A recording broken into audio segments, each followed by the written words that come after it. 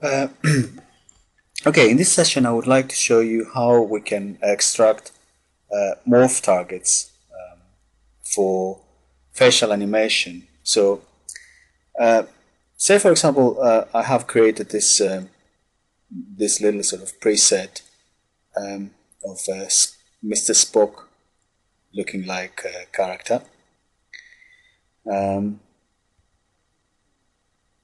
So what I'm going to do is I'm going to sort of to select it, Control C, File New, Control V, frame it in, and say that is our default character.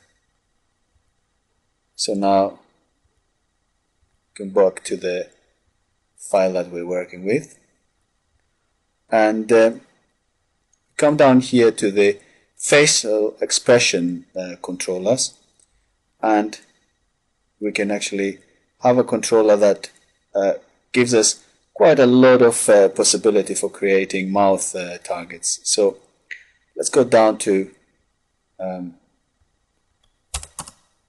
opening the mouth completely. Now, the really nice thing about about using the head designer is that even though we have this target here, we can actually come and adjust it. So say for example, when the mouth open, perhaps we have a different sort of like kind of shape in the thickness of the mouth, so the lips actually sort of come up a little bit higher like that. Also the width of the mouth narrows as we open the mouth. Also we can come and sort of like kind of turn the cheeks down a little bit so it puffs out inwards a little bit. And same thing with the lower lip. We can actually bring it in slightly, and we can even sort of like kind of take it down a little bit more and perhaps thicken it a little bit more. And like before, all we have to do is Control C, go to the window that we have, Control V, and we can delete all these tags. Obviously, on the tool itself, all these tags will not be there. They are still there because I'm still developing a lot of the stuff. And then, so all we have to do now is actually just right click and come to character tags. I'm sorry you can't see it, it's over to the side here. Get a new morph tag, select it,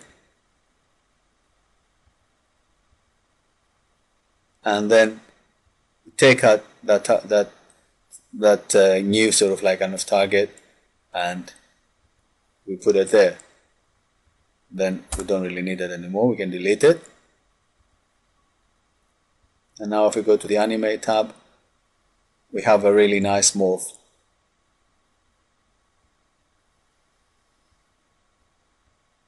And the nice thing about this kind of about creating morphs like that, you can see that the lips are sort of starting quite thinner, you know, and the mouth starts quite wide. But because we have the ability to adjust sort of like kind of the position of the mouth with the morphs, you can see that as the mouth opens in a more realistic way, it kind of narrows. Also, you can see that we have a nice effect of the skin stretching further up the mouth, like it would do, sort of like kind of in a realistic sort of like more realistic kind of character. So I have created here this a couple more morph targets to illustrate sort of like this point about how easy it is. So like kind of here we have the narrow, and you can see that the good thing about sort of using this kind of system is that you can see that we have really nice response of the skin because of those morph targets that actually affect the whole skin, and it gives us a nice sense of realism, including here the chin and whatever. We have the R, and we have the V. And with the V, I also sort of like kind of added the eyes, but you know, obviously you can actually do whatever you want. And we have the wide, and with the wide, I've added a little bit of puffiness of the cheeks, and you can see that, you know, we have a nice effect all the way up to the cheekbones. I hope this actually illustrates to you that the head designer is not just like kind of for creating heads as a sculpting tool, but it can be a really sort of like kind of big help for you being able to creating your facial animations for all the characters you'll be able to develop. And just to illustrate this, if I open sort of like kind of one last file like that. So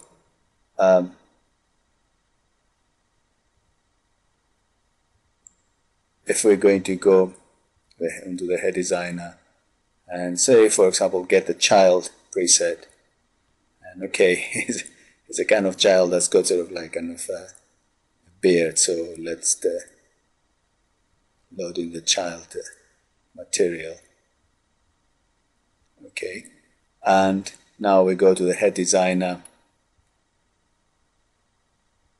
go into edit mode, and then with the mouse slider you can see how the mouse slider works alright with that. For the child, if we go into, even if we go to sort of like kind of to the animal presets, we still have quite a nice sort of like kind of control over creating, go back to the editing, of creating sort of like kind of quite, you know, quite a bit of sort of like kind of limb syncing possibilities even with the animal controls. So that's it for this little session. Thank you for watching.